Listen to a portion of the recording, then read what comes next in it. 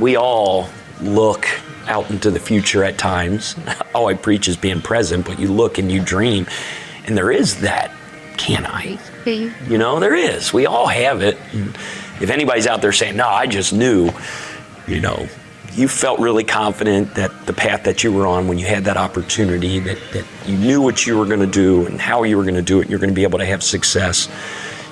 When you look back, you know, when you first step in, and I walked up on that podium, I felt very confident, and I prayed before I stepped up on there that I could convey my message and do it in a way where people could feel my confidence and feed off of my energy and give us some momentum as we move forward from there. But, you know, when you're sitting in a locker room before you walk out into an arena with 20,000 people, or when you're sitting in this office before you go to that podium in front of the greatest fan base in the history of college basketball, there's always a little bit of doubt.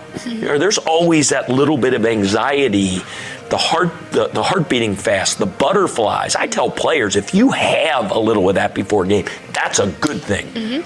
That means that blood is boiling inside you to drive you to be great. But I don't like to look back, but you do feel good that, like, we belong here. We belong here, and we can build a championship program, and that's what we're determined to do.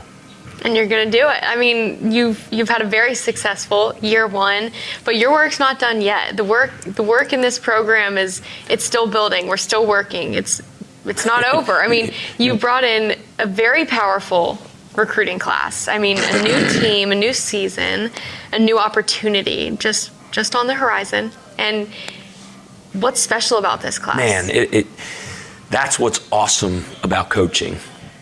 The opportunity, the possibilities, the potential of each and every team, and how each team you coach is different.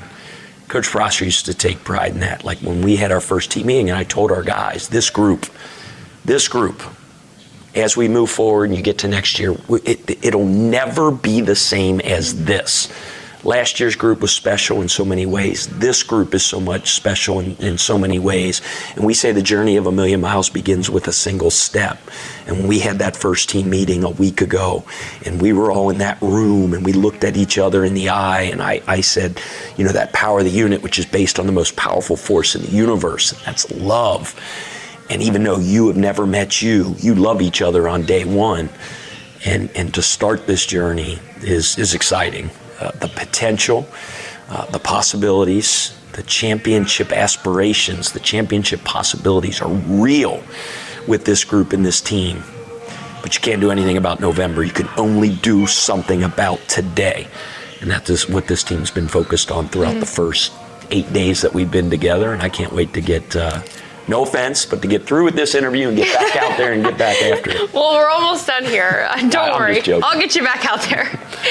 Well, Mikel Brown Jr., I want to touch on him specifically. PG1, I was actually here in this office with you when you got the call that he, you know, got committed. We were, you know, recording it secretly. You didn't know what was going on, but he called and committed here to Louisville. What was that moment like internally, knowing that you're building this team, you're building this program, and then seeing the puzzle pieces come together of guys you're grabbing from the portal, and then, you know, Mikel, just seeing the pieces come together. What's that feel like internally? Yeah, I mean, the awesome thing about Mikel, and obviously his profile is very high. Obviously, he was an extremely decorated recruit. What's awesome about Mikel is down there, he wants to be one of the guys. Obviously, he's extremely talented. He's blessed. He's got special all over him. But, you know, his humility, I think, is what makes him great. The sacrifices he makes on a daily basis to his teammates, not walking out on that floor and saying, I'm this and you're that. Like that is one of the things. His makeup is what makes him good. And I've said this time and time again. That's because of his upbringing. The job his parents did at raising him. But that was a cool moment. Obviously, that was one that was on film. You guys tricked me that day. I thought we were doing an interview like this, and then you guys had it all planned. So that was really cool. But you work so hard to develop relationships, and you pour into these recruitment. So anytime you get a call like that and a kid commits, major life commitment that they make to you, it's that moment of joy, and you happen to catch that one on film, and it was really special. Mm-hmm. It's so special and so exciting for you, for the program, and for the city of Louisville and every fan out there to know that you're bringing in people that are going to make an impact here and are ready to go. They're ready to get out there and play, and we're all excited about it. So I have to know the answer to this. Year 2, are you sticking with ReviVille, or is there a new word that we should be on the lookout for? I'm not ready to... I think ReviVille it's been revived. Okay, I think that'll always be a special word, and there's times when I sign an autograph. Sometimes there's a bunch of people, so I don't have time. It takes a little bit longer, but I'll write, ReviVille 25 on it. And I think the ReviVille was 25. The marketing people here are way smarter than I am. They might have other thoughts, but I think it's been revived. It's about the next step. Now, whether this year, this next step needs a word, I don't know yet. I haven't felt it. I got a few things up my sleeve, and I'll get with Lottie and those guys, but might have something cooking. Well, we're excited to see whatever it is you've got cooking.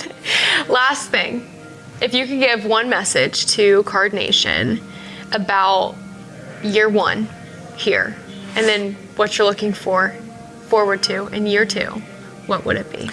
I mean, gosh, if I had to say one thing to the fan base, is just how special y'all are. This is special.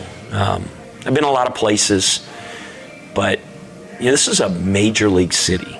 It's a major league city. There might not be a major professional sports team here, but this is a big time city, over 1 million people, unbelievable culture, restaurants, all.